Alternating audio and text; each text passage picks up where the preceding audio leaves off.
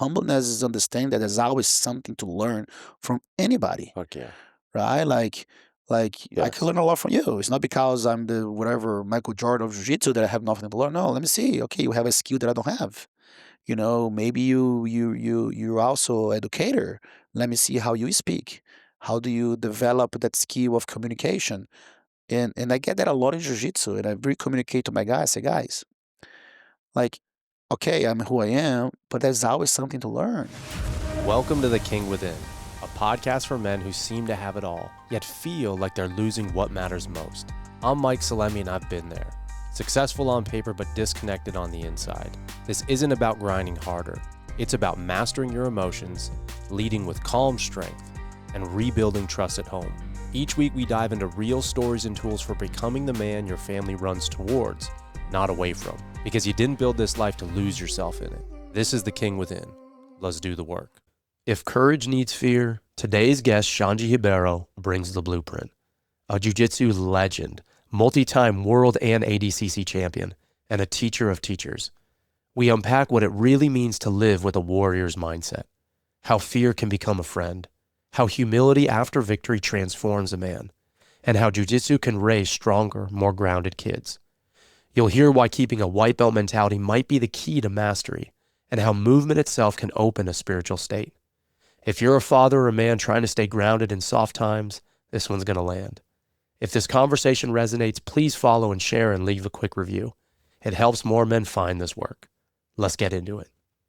Brother. It's going on. Dude, we made it happen. You made it. Made it happen. That was one of the fastest, faster tow truck car exchanges. Had some car trouble coming here.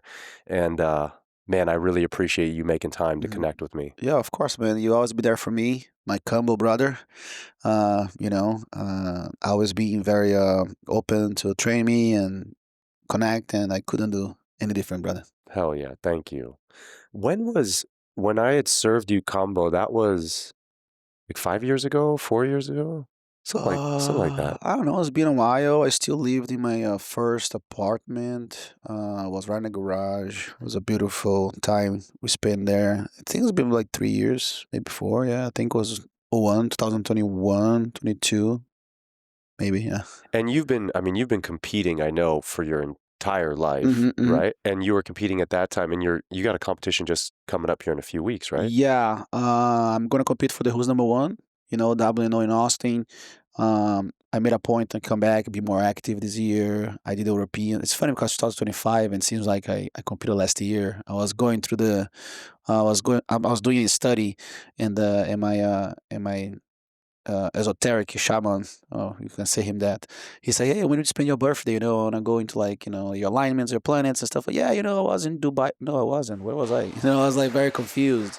So I spent in Lisbon. That was my birthday, and that's when I came back into competition. Did Europeans, Jiu-Jitsu Europeans, and then after that I did another one, and then I got called to Who's Number One, and I fought Who's Number One. And then there was a moment there was no competition there. And then I signed up for this tournament at the Pyramid, the Masters International. And then they called me to Who's Number One at the same time. I ended up, having a little injury in the tournament. I still competed as Who's Number One. Didn't go my way that one. I was like, man, I think I was like stuck in my throat for a little bit. And then, WNO is coming back to Austin. And of course, my last fight in Austin was amazing, big crowd. So I got it again. Why do you still compete? Like, what's your reason for competing these days?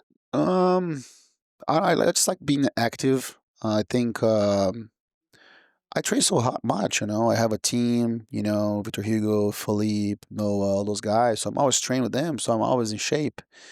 And it's something that I think just is not really sometimes for the fact of winning. Of course, I don't like losing. It just also just keep me disciplined, keep me with goals.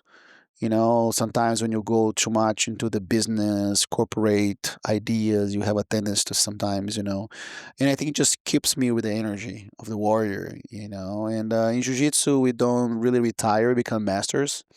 Even though I'm about almost master four in 2 years, there's still great professional events such as WNO, and then you have like PGA Stars and other events that they're able to do a matchup that makes sense. For me, I think it's difficult to at my age. And of course, I try to be as natural as possible. I'm not into anything yet. I'm not sure if one day I'll ever need like going to like therapy replacement or things like this. Mm. So I think it's very difficult for me to, at 44, I'll be 45 in January, to just kind of have that ego and say, I'm going to be a world champion again, an adult, and it's very difficult. So for me, I think just fighting my age and then eventually set up fights where it's one match only and something that like I can give everything I have and I can die after that, and that's not going to be a problem because I don't have to fight again. So I think it just keeps me healthy, keep me striving to get better. I'm not just compete at WNO. I also register for the Austin half marathon. I'm not read that yet. I never ran my whole life. This year I did the 5K. That's awesome. Such a challenge to do it. So yeah, I have a couple of things that just keeps me like when I want to sleep a little more, I remember that I had to wake up, I had to run, I had to train, I have to, and also I think people appreciate my technique when I fight, and I think also keeps us relevant. And yeah, just the challenge itself is what keeps me going. I mean, that last piece, the challenge itself is what keeps you going. Mm-hmm. And that warrior mentality, like most of the listeners of this show are about 90+% men Mm-hmm. who want to tap into whatever it means to be a warrior for them. Mm-hmm. And the discipline that you've showed, one, it's super inspiring, but the discipline that you've held for the majority of your life Mm-hmm. within and outside of the sport of jiu-jitsu Mm-hmm. or in the craft of jiu-jitsu, can you share a bit about your family? I know your brother does jujitsu. Mm-hmm. Was this something that you just got plugged into from a super young age and it was you knew what you were going to do? Or how did you get plugged into this world? No, my dad was a businessman, loved work, and I think his honesty and hard workness, let's put it this way, and the way that he just dive into be the provider for the family. Mm. I think that really stands out, and of course the passion that my mom had, where she had her own job and she decided to care for all the kids, and she was relentless. So I think that attitude towards a love and a passion and a duty, and I think that really stands out. It was almost like an unspoken law. That was like, hey, you need to be like this. I just look at them doing, and I mimic. So as far as martial arts, I started, very young age in judo. Like every kid in Brazil, mom puts them in judo, and that's how it started. But wasn't until I moved back to Manaus, my brother was already doing jiu-jitsu, and then I always tell this story. It's so funny because every time I'd say that, and my friends, they call me and say, "Hey, you said that story again." We had a Tio Arnaldo, who was one of our neighbors. He had this grassed area in front of his house, and there was just like a square. And every time I don't know, we just felt like we want to get into a fight or something, we would just grapple. Right? We wouldn't, I don't know, I guess we didn't want to, as kids, just throw blows at each other and hurt each other. I think we say, let's settle this in the grass. Yeah, one day this kid inside my guard, I didn't know about jiu-jitsu, but I knew grappling for someone like a headlock. I knew how to do a key lock or something like this. Like just very raw. I knew how to I knew the goals of being on the ground, like on top of you, right? I didn't really knew too much, but I knew the goal. So anyway, one time this kid just squeezes my neck and hurts, and I get home and I'm like, my neck, and my brother, what the fuck's going on? Sorry, that word. No, you're good. And then he's like, I was like, oh, I say, dude, you gotta get stronger. You gotta try jujitsu. I'm like, what? I'm like, what is that? He's like, yeah, I've been doing this. I've been doing it for 6 months. Like, oh, you've been doing that. Never told me. I said, yeah, I'll take you. So yeah, he took me to jujitsu and never stopped. I loved it. The idea of not being lazy, but the effortlessness, that the goal of it, using technique over power. And I think that really, oh, that's good. I like efficient ways of things. I like things to be efficient. I never being strong. Like physically strong. I think I'm Mm. very functional strong. But like if I have to do like a bench press, I don't think I'm strong at all. I'm not strong in the gym, but I think I have always been strong within the particularity of the skill that needs to be a grappler. And yeah, and then I started it, and I kept doing it, and in tournaments started to show up. I started winning, and I started like winning. I think the challenge of like battle another man and not needing to throw punches. I think that was very cool. Even though we trained a lot back in the day to survive on the streets, because I started jiu-jitsu in a time that luta livre and jiu-jitsu, Mm. which now is no-gi jiu-jitsu, right? There was a very big thing of proving who was better. And we proved who was better by fighting, not grappling. So there was a lot of like street fights. And I'm talking about I'm 11, 12 years old. I have to watch my back. Wearing a jiu-jitsu shirt, you couldn't wear a jiu-jitsu No shirt. way. No, because if they see a jiu-jitsu shirt, and then a luta livre guy will see a karate guy for that says, "Hey, you're the jiu-jitsu guy, so are you really think you're better than us?" Like literally, that's how it was. So it was very difficult.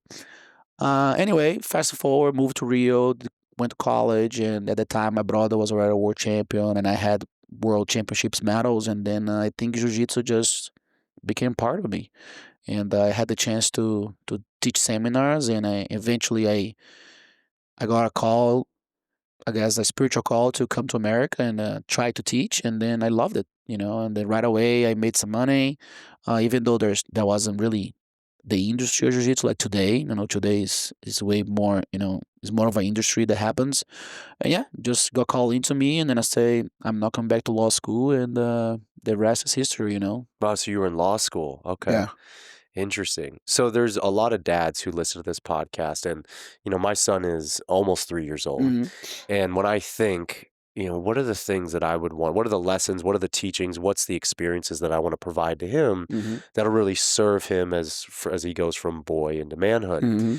And as a kid, my first sport was gymnastics. Okay. And so the two that come up is, without a shadow of a doubt, gymnastics Hmm. and jujitsu. Hmm. What do you see? I mean, you run multiple schools. Hmm. You've taught all over the world for most of your life.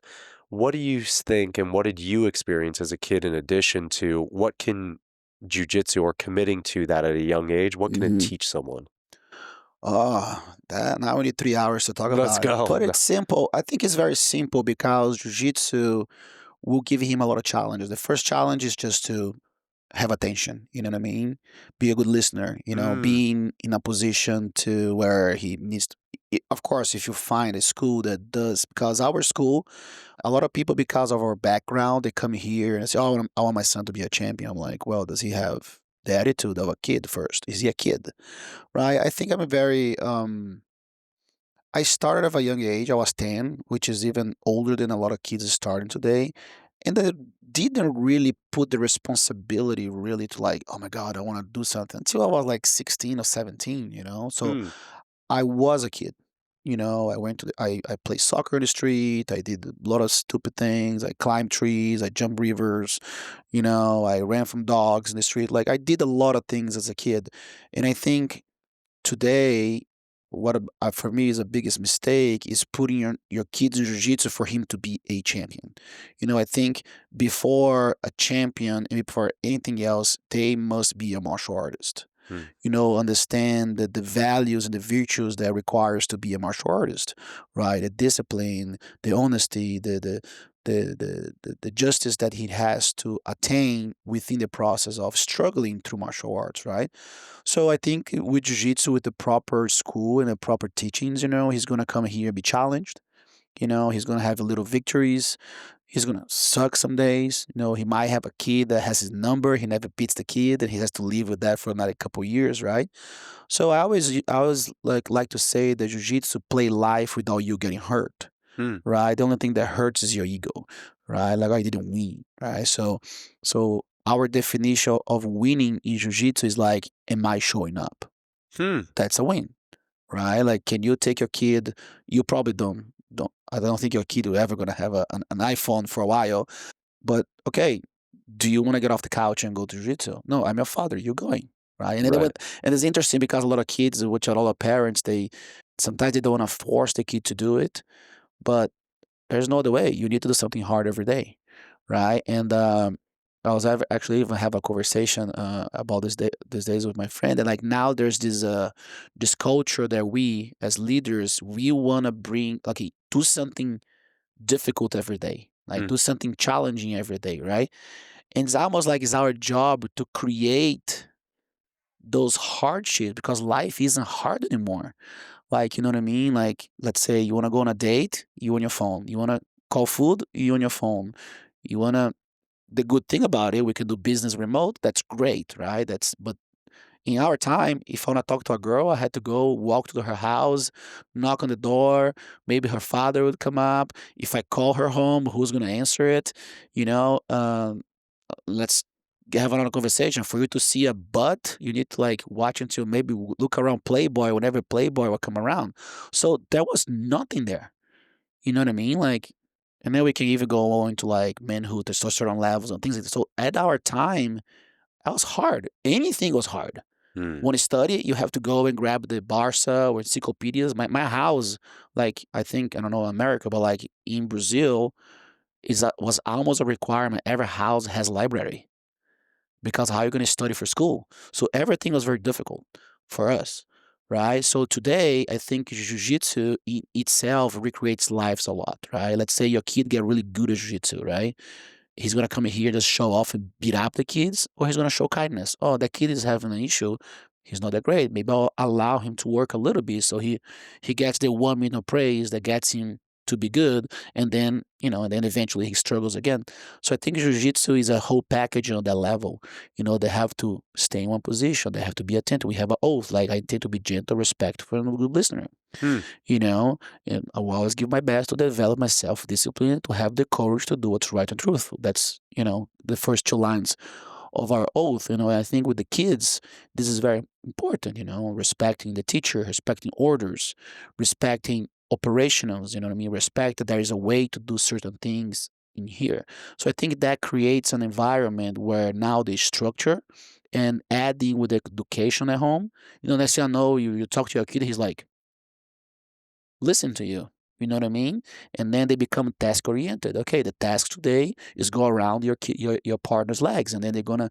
So it plays life, in a very fun way, but also a structured way. So I think that's what jujitsu in a proper school, in a proper methodology, with the great teachers that we have, can bring to a kid. But if he's gonna go there just to like, play ball, be nice, yes, we do what you want, yeah, it's okay. Hey, you're a winner, let's go win all the time. You know what I mean? I don't think that's how it should be. I think the mentality of winning, of course, is important, but the definition of what winning is, I think, is way greater because it allows them to understand that life is difficult and with through effort, the mistake is a learning lesson, and they're prepared. Man, I could not agree more. Like what you're saying, it plays life. It's really life school, Mm-hmm. right? It's a training for life school. And that piece around doing something uncomfortable every single day, Mm-hmm. to your point exactly, I couldn't say it any better. Unless we, especially as parents, Mm-hmm. because that's what I'm thinking is like, how can I support my boy and really Mm-hmm. growing into being a solid, respectful man of integrity, Mm-hmm. strong, Mm-hmm. who's got willpower, who's got focus? And unless I take an active role Mm-hmm. in creating, cultivating those experiences or putting him around Mm-hmm. people, like that's one thing I'm so big around, surrounding myself especially and surrounding him with people that inspire us, that Mm-hmm. model Mm-hmm. what it means to be a good man. But we have to take that initiative. Exactly. Yeah, always. It ain't gonna happen. Especially in the world today because we're more secluded. Like I said, Right. like we're around this square boxes all the time, and that's already stressful. Interesting. I have the theory about COVID. With everything, look, everything around us is a square. Yep. It's a square computer.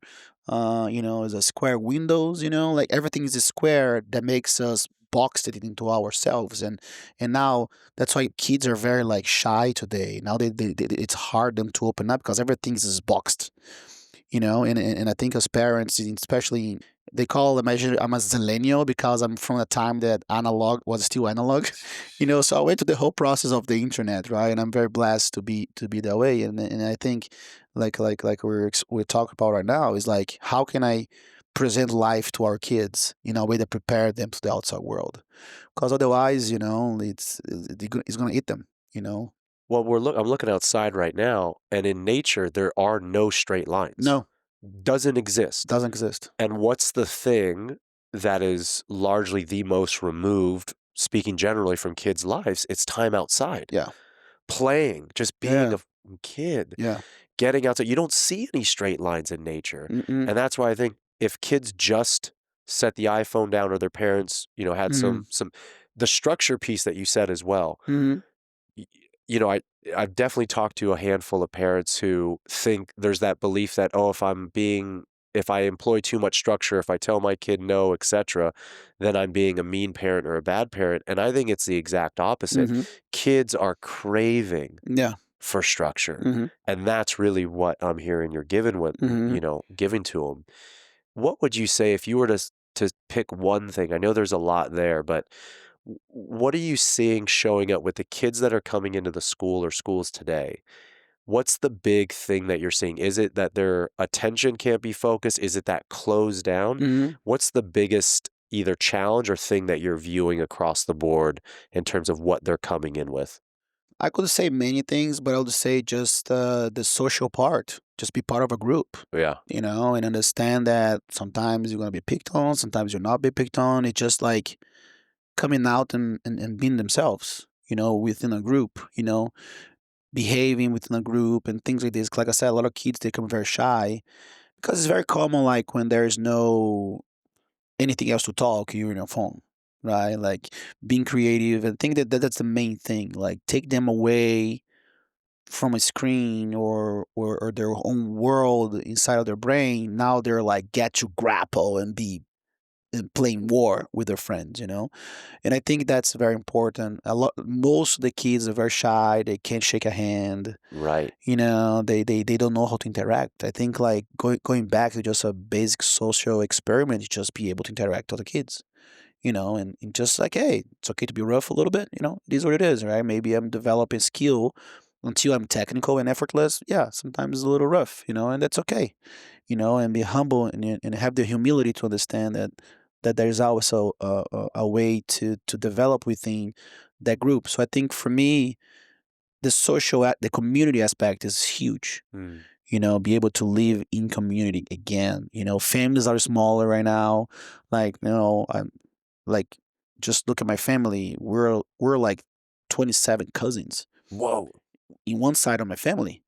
And we grow up with cousins and people, and now like you have one kid, I have one daughter, like the families are getting smaller, right? So now that sense of family, it's smaller, right? And of course with the hardships of like creating a job, creating opportunities to withstand your life is much more difficult than used to be back in the day. You have 3 kids, also it's 3 iPhones, 3 computers, 3 of everything. Right. Food's more expensive.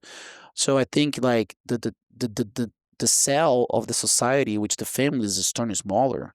And now who do they interact? Right? At the same time, like us as okay, my kid has me, but no, he needs someone on their level too. You know what I mean? So I think Jiu-Jitsu kind of brings that. The kids, like the class just ended, the homeschool kids, and they're there. They're having fun. They're talking. They're doing extra. Just talk to their kids. Sometimes they're exchange whatever games they're playing on. There's this little. Sometimes I play with them. They spot it. I go there and play with them. It's just and also they interact with us. So it creates that whole like levels of interaction. Like I said, I'm 44 years old. Sometimes I'm hanging out with Alina. Alina is the little baby that was there. She's not even 1 year. No, she was 1 year old, and I'm hanging out with her. Imagine that girl when she grows up. I say, hey, those are my buddies. I've been here. Like she bows the mat at 1 year of age. Wow. The other day we're cleaning the mats. She shows up with a thing, and she was actually going like this on the mat. Wow. I was like, okay, he's already employed. Yeah. Yeah, I mean, years ago in schools, you wouldn't have one grade, one age level in the school. You would have multiple different age levels. You might Mhm, have some really young kids, you'd have some 5, 8, 9 mhm, years older. mhm, And that differentiation, like some people might think, oh, how are they all going to learn? But it's like, no, everybody learns something from everybody mhm, else. mhm, And that socialization aspect, without that, I mean, take, for example, like a dog. mhm. A dog that's not socialized Yeah. is largely the dog that's going to have a lot of likely anxious issues, Mhm, aggression mhm, issues. mhm. If they're not socialized with other dogs or other people, they won't know Yeah, how to interact. So that yeah, social and community piece is absolutely key. yeah. And again, I think with the AI world and all the technology, there's one thing that is irreplaceable is the experience, the human experience, Right. and how someone else makes you feel, Right.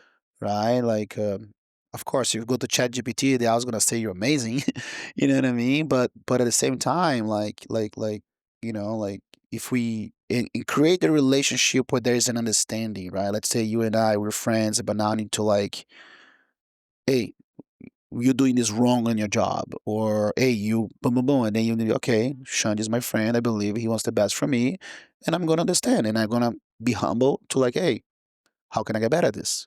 And I think those experiences in life, it gets you better as a person, right? Mm. Because now with the same thing in jiu-jitsu, right? People say like, oh, Shanji, why do you believe you're so good at jiu-jitsu? I say, well, because I was able to, if I wasn't put in this situation, I would create a game that puts me in a bad situation, like side control, mount position, because, like I was very lucky within my group. I was always one of the better guys. So if I could go to a whole week without being in a bad position. So I said, like, well, that doesn't work for me because what if someone puts me in a bad position, Hmm. right? So I think within time, I put volume of training of being in uncomfortable positions a lot, even like in training or drilling or the educational part of jiu-jitsu. I think I spent 80% of the time playing the person in a bad position. Interesting. Because we in sparring, mostly I was in good positions, unless now that I'm older, of course I have better fighters with me. So I had to create situations to allow me to struggle.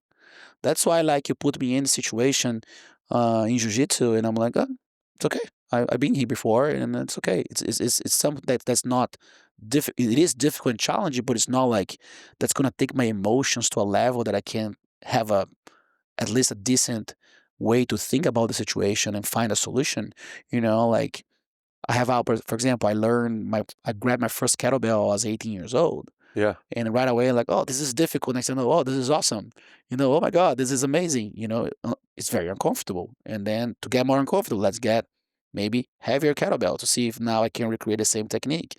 And then I learn, the Bulgarian bag. So I think all those things are just you just putting your body into more experiences to learn and have more IQ, right, of movement, or in our case with kids, the emotional IQ or regulation to deal with situations, that life will bring to you. And I think in martial arts, fitness, and all those situations are just recreating aspects of life that it may come up to you abruptly, but hey, you practice enough, so now you can regulate, go back, learn, and use the same principles in real life.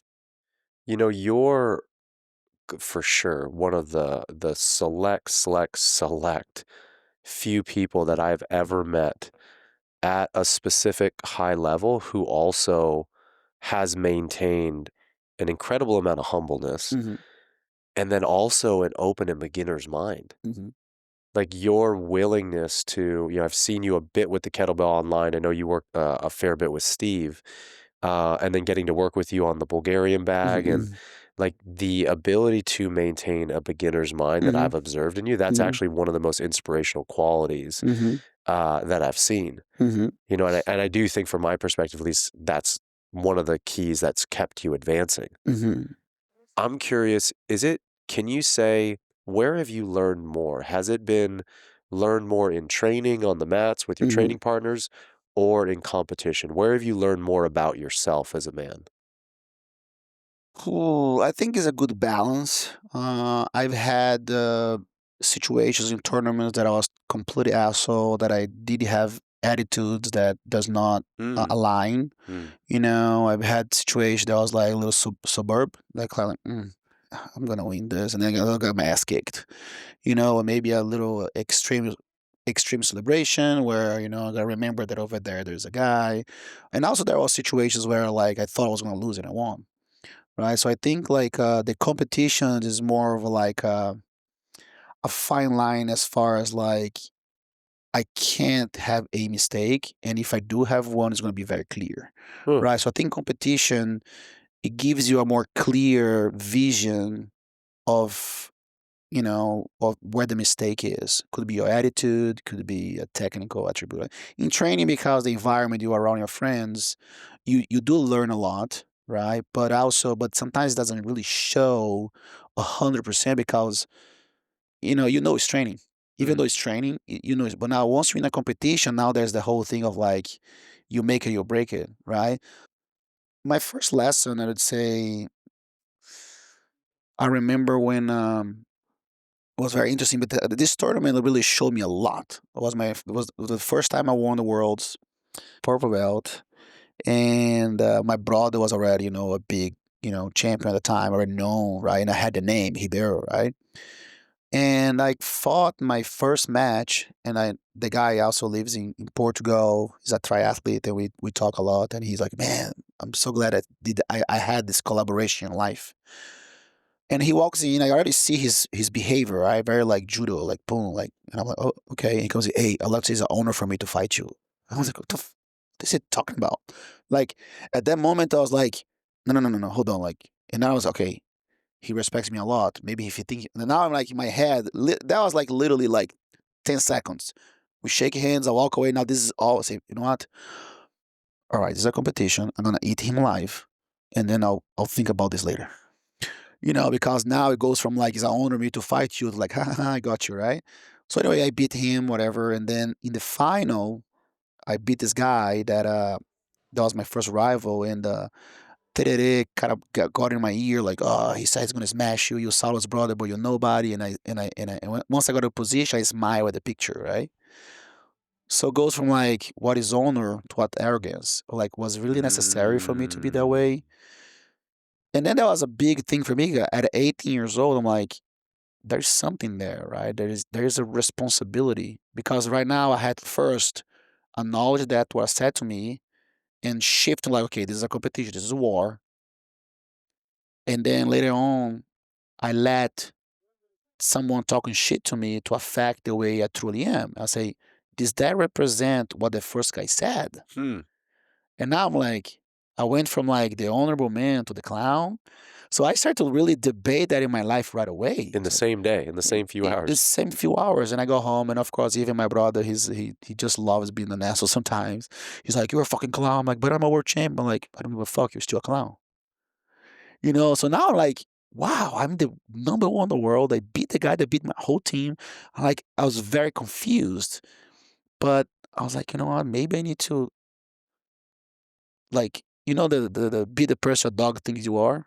I'm like, maybe I need to work on myself to become genuinely the person that guy think I am. Wow. You know what I mean? And right away, there was a lesson right away. I say, and maybe, maybe what the guy was talking about, the other guy wasn't even true. Why did I let that affect who I am? I should just win and be respectful. That shouldn't change who I am as a person because of someone action towards me. If the guy's his asshole, shake my hand. If he doesn't shake my hand, hey, it's on him, not on me. Right? So that was a very big lesson right away, in life. I'm like, okay, I need to go back to the gym and I need to be respectful and I need to become the person that guy thinks I am, and I think, to the day I still learning, I'm still developing myself. I work a lot on myself, Hmm. reading and through life's experiences. Okay, there's a situation. What could I have done better in that situation? Right. And it goes back to what you're talking about being humble. People really think that humble is the attitude. Oh, being submissive is being Right. humble. No, humbleness is understanding that there's always something to learn from anybody, Fuck yeah. right? Like I can Yes. learn a lot from you. It's not because I'm the whatever Michael Jordan of Jiu Jitsu that I have nothing to learn. No, let me see. Okay, you have a skill that I don't have. Maybe you're also educator. Let me see how you speak. How do you develop that skill of communication? And I get that a lot in jiu-jitsu, and I really communicate to my guys. I say, guys, like, okay, I'm who I am, but there's always something to learn. If you're gonna teach an arm lock, the technique may be very simple, But what I'm seeing is like your interaction with the crew. How do you engage with the guys? How do you present? Because you're more simplistic than I am, maybe your communication is more efficient than mine. Because maybe I think into like fucking, angles that doesn't exist that only I see, and maybe you're the one that makes simplistic, and I always want them to understand that. And again, at the same time, I have gone to positions like, fuck this technique, this is bullshit. Nice to know all my guys are losing because I'm not being humble enough to, okay, let me understand this. Because at least maybe it's not my game, maybe it's not something I'm gonna do, but definitely gotta be something that I need to understand so I can pass it on. So I think that's the mentality. The white pill mentality is about understanding there's always something, there's always a angle in the quantum physics of things or life that it could go and resonate with you differently. If it doesn't, great. That means, for example, if I go and my instructor is showing a technique just like mine, great. That means he's a good teacher. That means he's mimicking. That's who he is, and I'm glad that it goes through where I am aligned with. Now maybe the other person shows as long as aligned to principles, that's fine. You can have your own touch. You can have your own individuality. So I think that's for me, that's what it means to have that, the humbleness, of course. Right there, you're my teacher. Hey, us, what do I need to do? Do I have to stop? Do I need to wait for you? Of course, sometimes because I know certain things, I have a tendency sometimes to overlook, like, oh, or like, okay, I know what I'm doing. Next thing you know, like, you break into me, like, okay, oh, I never knew I had to do this first. Oh, that's why I feel stiff, right? So that's why when I told you, say, go with me like I'm a nobody. Because you Mm, came like, oh, I said, no, I don't. I right. remember like, let's keep very When simple, we work right? with the bag? Yeah, with Yeah, the word yeah, with the yeah, yeah, bag, yeah. because That's I know, like, because I had exposed, hey, I am a white belt, cool. right? Sometimes when wrestlers come in, I said, no, I want to learn wrestling. And then I communicate. I say, hey, can we share a little bit of how does that work? I say, well, don't expect me to know. Right. You know what I mean? And then like, oh, okay. And even like sometimes I throw some guys off, right? I say, okay, how's this? Even the other day I was working with one of my guys, and he's like, no, no, no. It's like, can we just let's talk about stance a little bit. Let's say and then now he's talking about those things like, oh yeah, Yeah. I'm having fundamental mistakes that I'm not being corrected because they expect me Wow. to. So now what I learn about myself is because I think people has layers when they talk to me. Some people just go, right? They don't, oh, fuck, I don't give a fuck with you, Shanji, right? So some people have layers of expectation that like I know everything. So sometimes I need to communicate, hey, can we go like zero?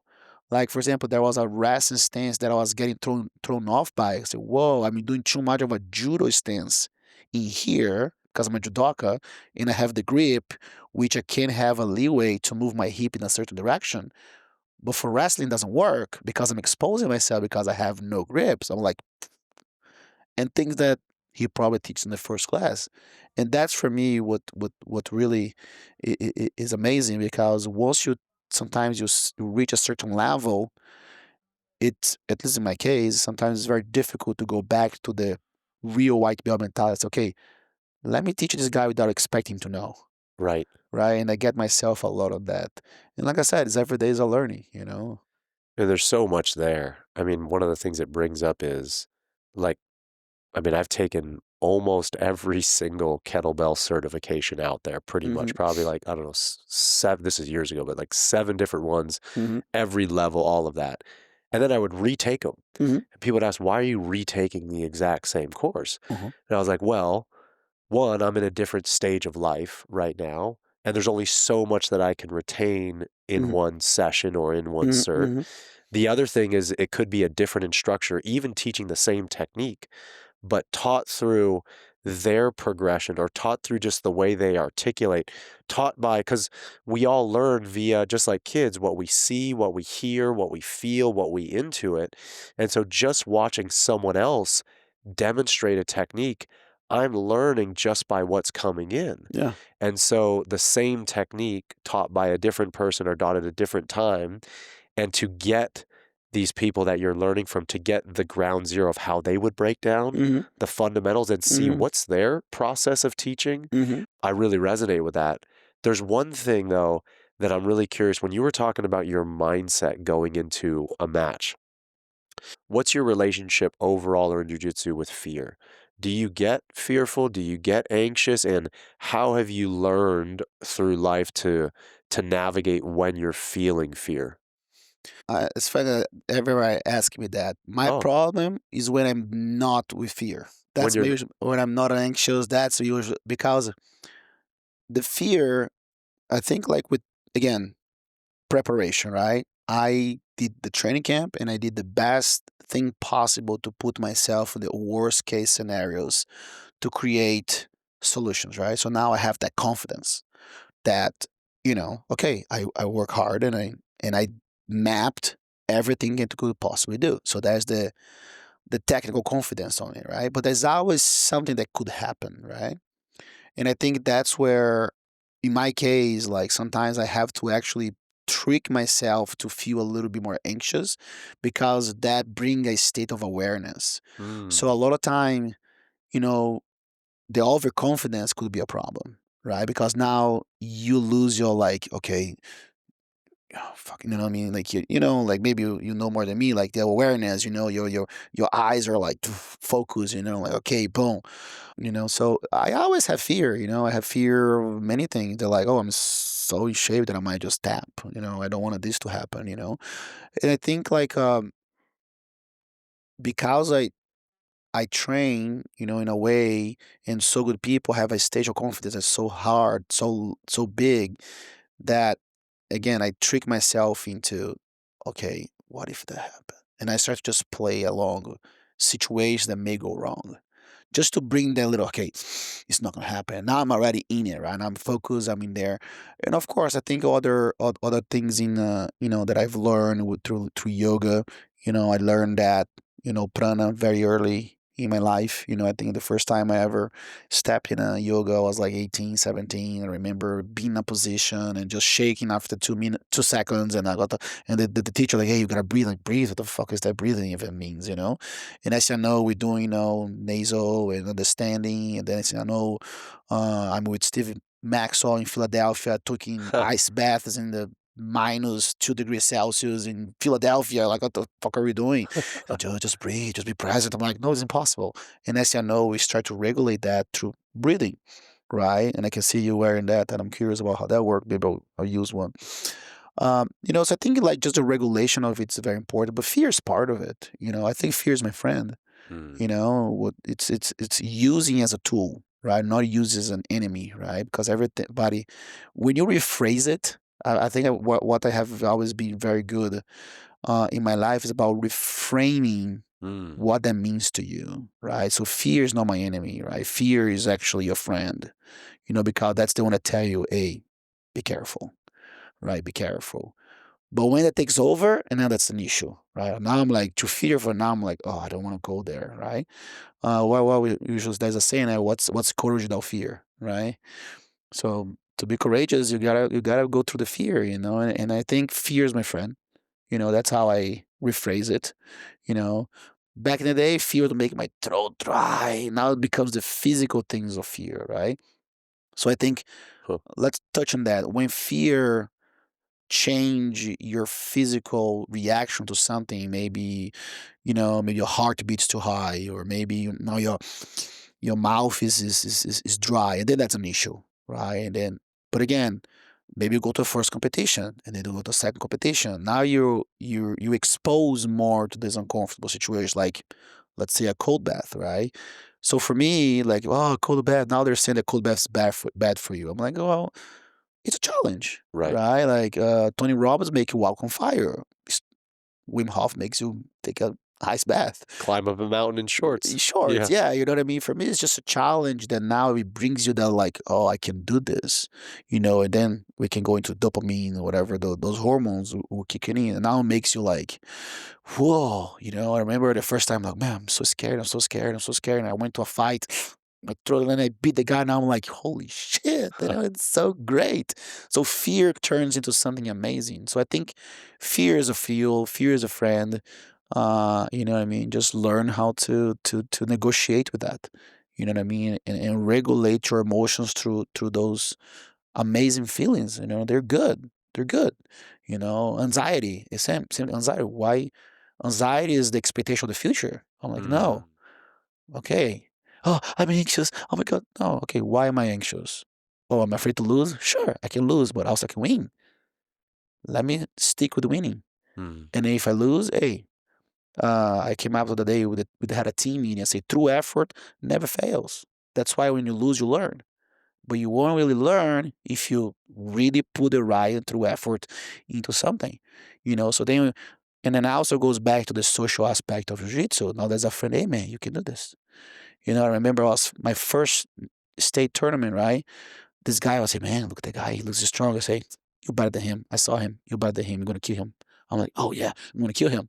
Right. Now you just need a little angel to tell you, hey, you can do this. Right. And that's where we go back to what we're talking about, be social, the kids, have a kid that be like, maybe your son is like, oh, no, I don't know. And then you have one kid, hey, let's go. I'll do it too. And he's like, yeah, Yeah. I got a buddy, So I think it plays along. So I think being part of a team, surround with the right people that can make you see things differently. Sometimes you learn for yourself, sometimes you need an angel. And I'm very happy that I had both. Wow. I mean, sometimes, like you're saying, it could just be one word Yeah. or just one word from one person Mm-hmm. that can completely change the trajectory of someone's life, Mm-hmm. right?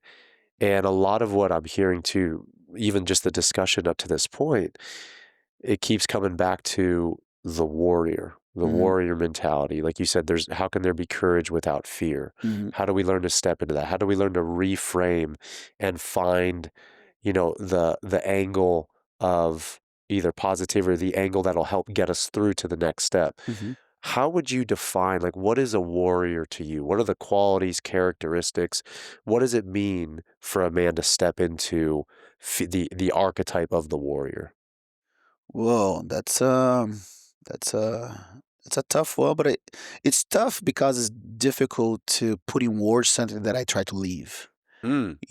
It's men's attributes. Let's talk about like being a servant is a warrior. You know what I mean? Be someone that gives safe to your family is a warrior. Someone that faced the challenge and like I said, I think with all the attributes you're talking about, be humble, be the white belt mentality, because you need to prepare yourself to everything that goes, and that's the warrior.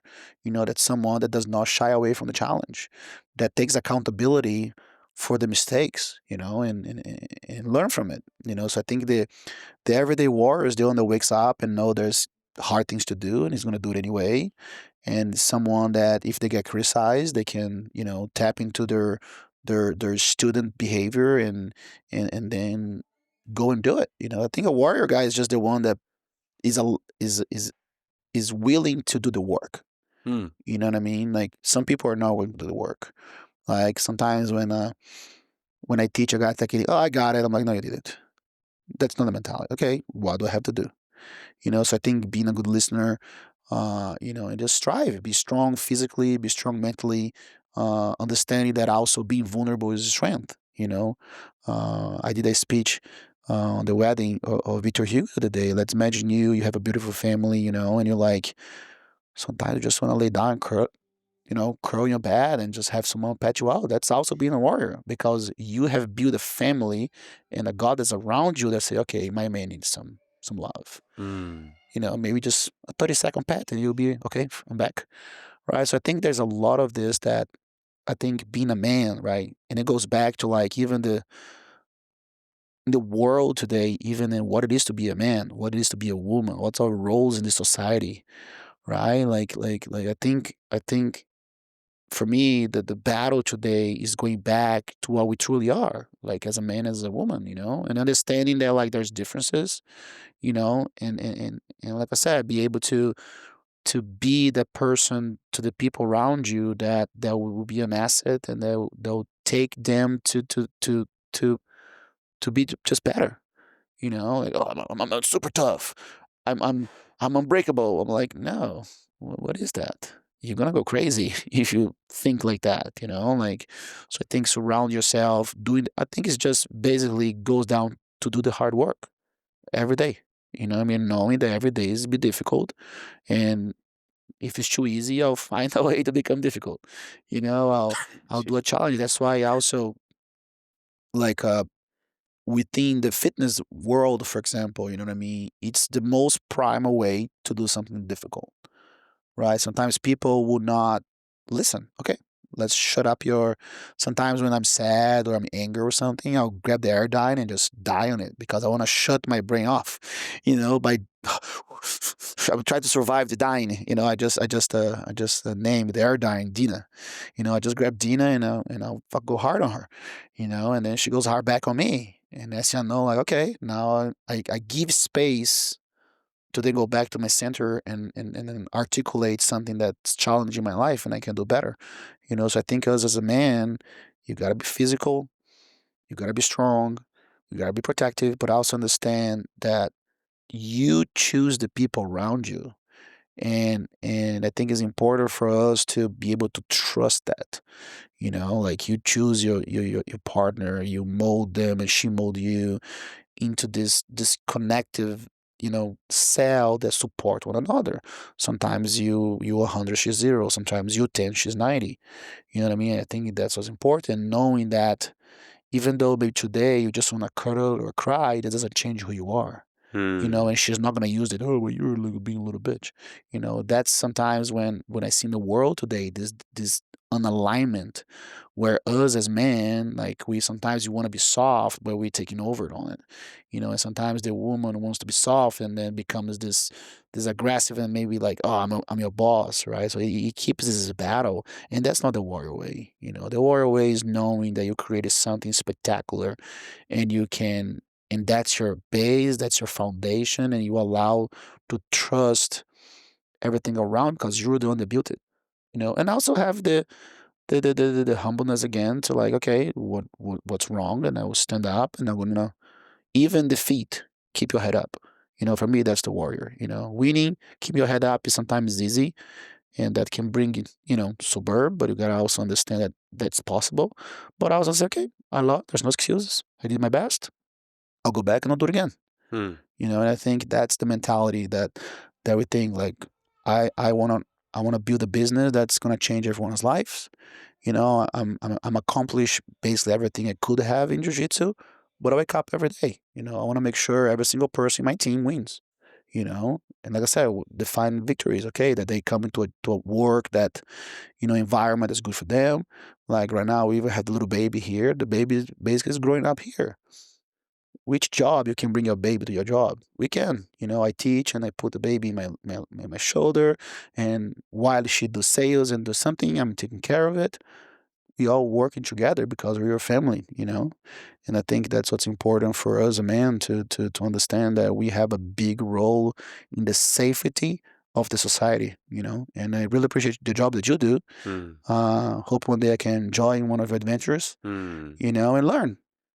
Like again, goes back like to the idea that, like, for example, you talk, oh, you still take, the classes of the beginners. You know what I mean? Like people look at me, oh, Shun's a great man. Well, maybe sometimes like I have to go somewhere to listen to something different, to embrace another man, and like, hey, bro, we're together on this. You know what I mean? And let's go do this together. And let's suffer together.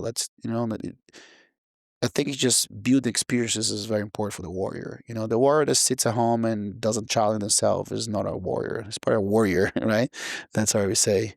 And yeah, it's our duty. It's our duty. Every single man that steps in here say your responsibility. Because I gotta take to my kind, right? To my side of it as the man here.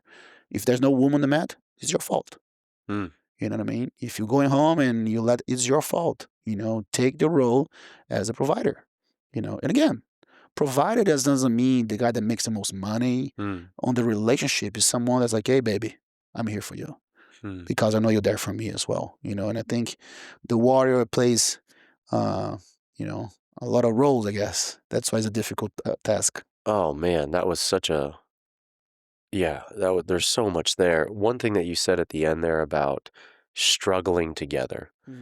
Like that's one thing that I think is really what, at least in my observation and my experience, is what forges such a deep connection among men. Like when we at the retreats, we do a sweat lodge together. and 90% of us want to tap out. Mhm. But when you don't see anybody else going and you stays like, and sometimes you'll move and another guy will just grab you and like, no, you got this. Like, we're Mhm. okay. Mhm. And then it gives you that bit of reassurance, like, okay, Mhm. if he's not going, he's got my back. And then Mhm. all these guys got my Mhm. back. Mhm. And to go through that crucible, Mhm. to be hard and to go through a common struggle Mhm. together every single time we've come out. Mhm. You look at, well, I'll look at myself differently. I'll look at the other men differently. Then I Mhm. look at the world differently Mhm. because we've actually gone through something, whether it's an initiation experience, a rite of passage.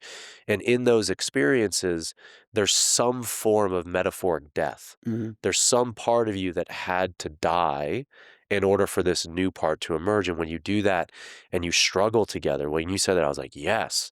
Then the other thing that came up is, this is why my son, who's almost 3 years old now, comes to every retreat Mhm. because, I mean, he's separate from the work that we do. Yeah. And then on the breaks, he's with my wife who does the cooking. But I always wanted, like, I was like, why am I doing this work? Mhm. Why? Well, one of the biggest reasons is to do my part to pass on the legacy, the teachings of what it means to be a good man, a good Mhm. father, Mhm. a good servant to society. And I'm doing it for my family Mhm. largely. Mhm. So why wouldn't I want them a part of it? Yeah. So it's been so fulfilling to, in these experiences, after the sweat lodge, coming back, eating food with the guys, and then you have just this innocent 2.5-year-old Mhm. just wants to play and hold you and talk with the guys. It's been one of the most special things. But, Mhm. I share with the guys, like, you're coming into my family. Mhm. Right. And I really, what's the work that we're doing? It's so we can love and lead our wives more powerfully. Mhm. It's so we can love and lead our children more powerfully. And so I really want there to be less, less masks, Mhm. less separation between who you think I am and who I actually am. And Exactly. there's only way to do that, in my opinion, not the only way by any means, but the way that feels most true and authentic and meaningful to me is if you get to feel me and my family. Mhm. And so I love what you're saying. You have a 1-year-old over here as a part of it because that's, I mean, why are we doing this? Mhm. Yes, for ourselves, but also to share it. Definitely. Yeah. So that's something that, so if you come, which you're always welcome to, would love Mhm. that, you'll get to meet him for sure. Yeah. And like I said, like I think that true leadership is like empower people to struggle for one ideal. You know what I mean? And I think in your case too, Mm, like you have a skill, like you're not really teaching anyone to be a man. You're creating an environment and yes, facilitate so they can find themselves nailed it. within each other. Yep, You know what I mean? Like, and that's what it is. I get goosebumps thinking dude. about it. You know what I mean? Like, let the mask goes down.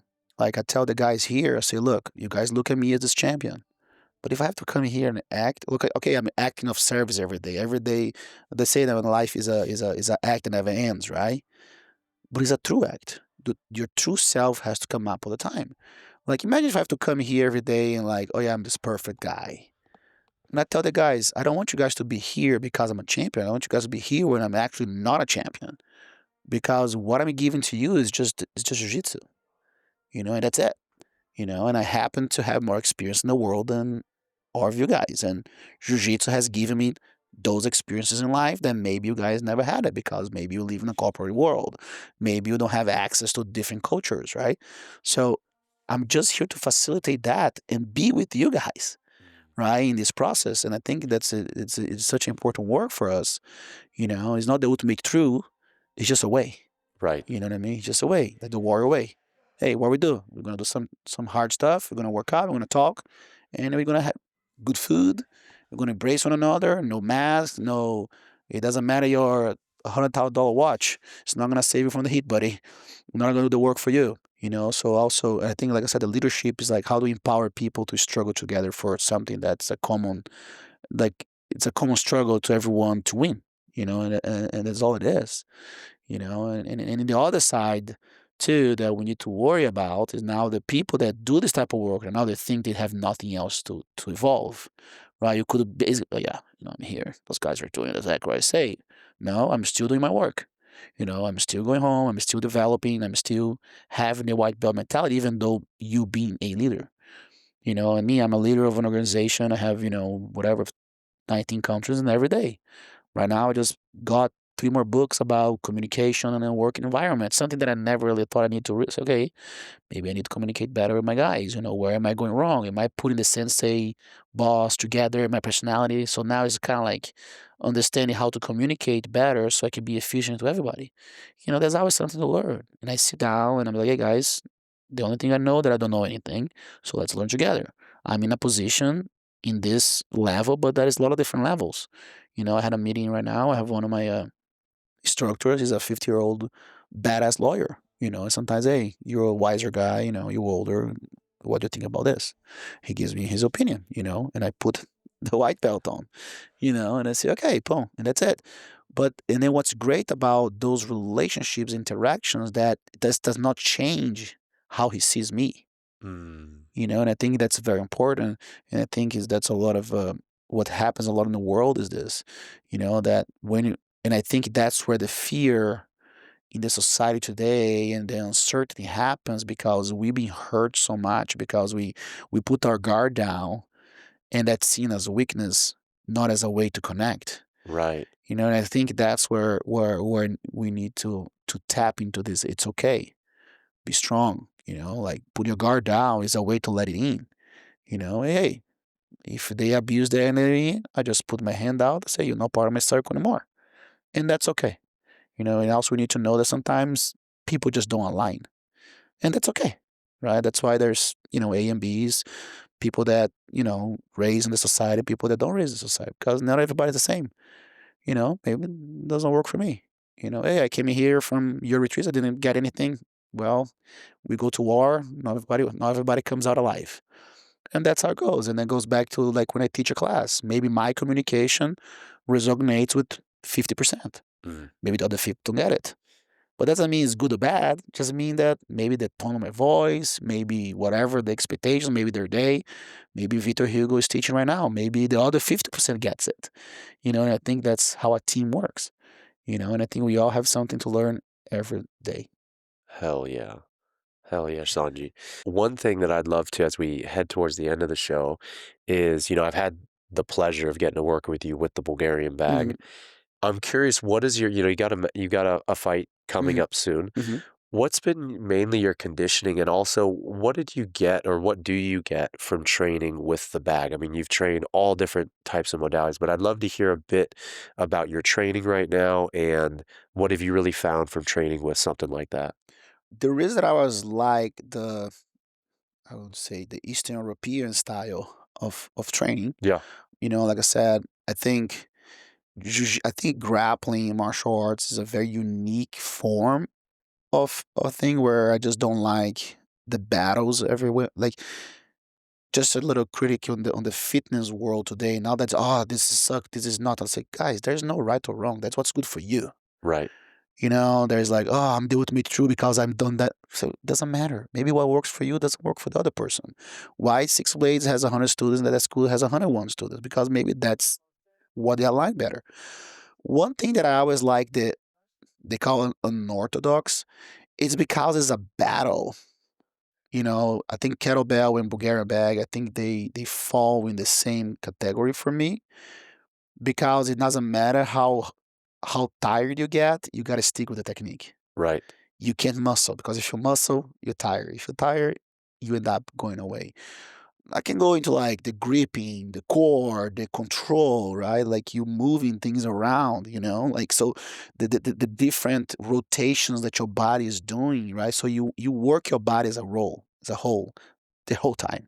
It's 100% of the time. right, You're moving a thing, you're struggling. Now you go into mental, you go into stages that I don't think just lift you would do, because I do bodybuilding too. It's important to like get a little more like a raw strength, let's say. That's I don't even know if that's the right word. Okay, I'm pushing, I'm pulling, I'm engaging, boom. I have individual things to control my joints. But for grappling, after a while, those planes, they're very limited, right, where you always in different shit, right? So if you look at just this rotation, this is a basic rotation here. Look how much my shoulder has to move, and I have to control, engage, and create that. Oh, okay, my mind goes crazy when I think it just there's this little energy ball that happens all the time. It's just like fighting. So you become one with the bag. You become one with the kettlebell, where just pulling and pushing, it doesn't for me, it doesn't feel the same. Like the mace too, I like playing the mace, right? So there's different movements. That's the same thing with jiu-jitsu. You're grappling, you're holding, the thing is moving. Now you have to like adjust and move and counterbalance and see the energy going that direction, and you have to work with that. So when I do train, also going back to like a little bit of the Russian, the Eastern European philosophy, is that for me, condition just raising the floor. Mm. So for me, conditioning is about raising my floor. Mm. And on the mat is how I raise my ceiling, Mm. right? But now if I think that of course, being too conditioning is never bad. But for the moment that now I have to compensate, I think there's something there unbalanced. Then now I have to do too much condition to overcome my skill. Because man, I've seen so many cardio machines getting tired in 3 minutes. Huh. Because it's very specific. If you don't grab a leg in a single leg, I can do, like, let's say you do like a low pull, you can do all of that. Again, it's just raising the floor. Because now I can withstand that volume, I can withstand that power. But there's so many things that change, because you can be the strongest guy in the world, but if I move into an angle that you off balance, that strength goes away. Huh. Because now you have to come, oh shit, now the guy escapes. Same thing with the bag. Like when I move in the bag is rotating. Maybe my technique is off. Now it's going more centrifugal. And now I have to compensate that. So there's micro adjustments that you do all the time with the kettlebell, with the Bulgarian bag. But for me, the number one, it's when the mind takes over whatever you feel, and then the spirit comes over even from the mind, because now it's just breathing, and it's just reaction. Now you one with them. And again, if you think about, you're gonna do like a swing without a hip push. Like if you wanna like do a jerk without like a proper pop, you're gonna get tired. Now you versus like, and then becomes like, oh, I'm just one with this. And then becomes like, I don't know, you go to a different world that is hard to describe. For me, the bag, the mace, and the kettlebells are the only one that can really take me to a spiritual space within myself. That's for sure. Well, I think in that light, it's a window. Or it was for me, honestly. Like physical movement, physical training was the window into this work, into the more spiritual stuff. Doing moving meditation, for example, with or without a kettlebell, or with or without a Bulgarian bag. But that was the window in. Because before then, when I was much younger, I would have looked, maybe a little over 20 years ago, but I would have looked at meditation and it was just really foreign. It felt, I just couldn't connect with it.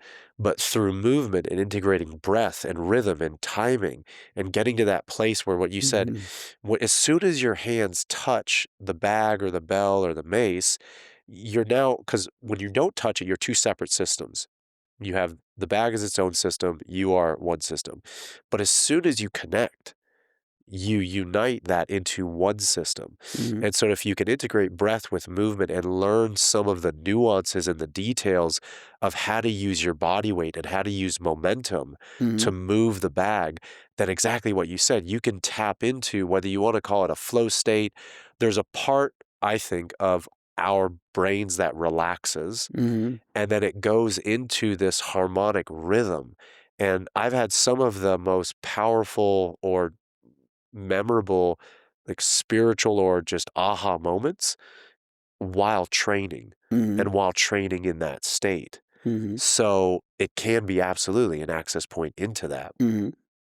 Amazing. Sanjay, this has been so much fun. I'm You. so grateful for your time. Of And you, course, brother. I know we had a delay and Yeah, I just appreciate It's you all good. welcoming you Perfect always timing, yeah, brother. always welcoming me in. And, as we close the day, just in light of the conversation we had about fear and men and jujitsu, is there one thing that really stands out to you that you would want to leave the men who are listening as just a take-home message from today?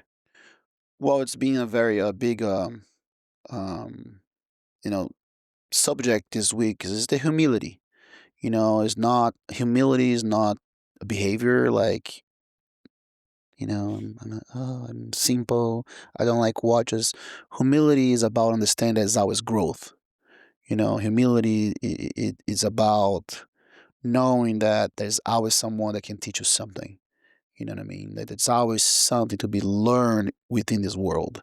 And I think a man that's not humble, I think they're gonna die from their own poison.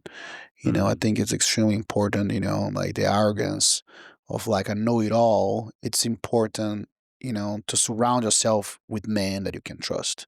So I think that humility and trust are very important because once you surround, like I can have this conversation with you and open my heart and talk about my insecurities and open up because that's a safe space that we can talk because we have built a relationship of humbleness through fitness, through conversations, through the combo. I think that's extremely beautiful for men to really do. Tap into your true self. Surround yourself to people that you are safe to be humble in the idea that like I can learn something every day. Sanji, thank you, brother. Thank you, my brother. Appreciate you so much. Of Appreciate you course. so much. Thank Yeah. you. Thank you everyone that's watching us and hope we do that more often.